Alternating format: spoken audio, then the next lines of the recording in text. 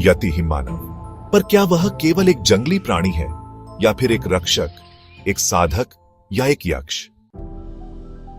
तिब्बती बौद्ध धर्म में यथिद तिब्बती परंपराओं में यति को एक रक्षक आत्मा या धरती के देवता का रूप माना जाता है।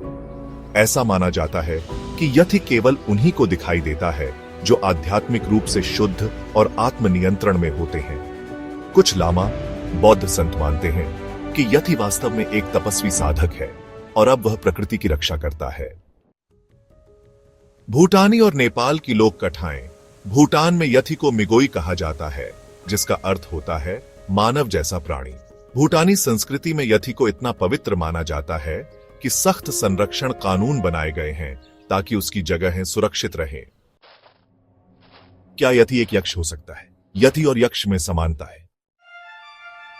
यति को भी पर्वतों और वन क्षेत्र में रहने वाला रहस्यमय और शक्तिशाली प्राणी माना जाता है।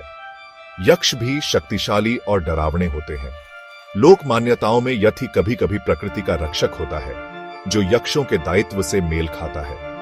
तिब्बती बौद्ध परंपरा में यति को अलौकिक चेतना वाला भी माना जाता है। यह गुण भी यक्षों से मिलता जुलता है। यति संभवतः यक्षों की ही एक भौगोलिक और सांस्कृतिक पुनर्रचना है, जो हिमालय क्षेत्र की लोक कथाओं में शारीरिक रूप से विशाल और अधिक जंगली प्रकृति का बन गया है। जैसे शिव को अलग अलग क्षेत्रों में भिल्ल, भैरव, योगी आदि के रूप में पूजते हैं, उसी तरह यक्ष भी यति, मिगोई, अलमस्ती, बाण देवता जैसे रूपों में विभक्त हुए। तो क्या यति हिमालय क्षेत्र का एक यक्ष है, या यक्ष ही यति बनकर आज भी हिमालय की रक्षा कर रहे हैं?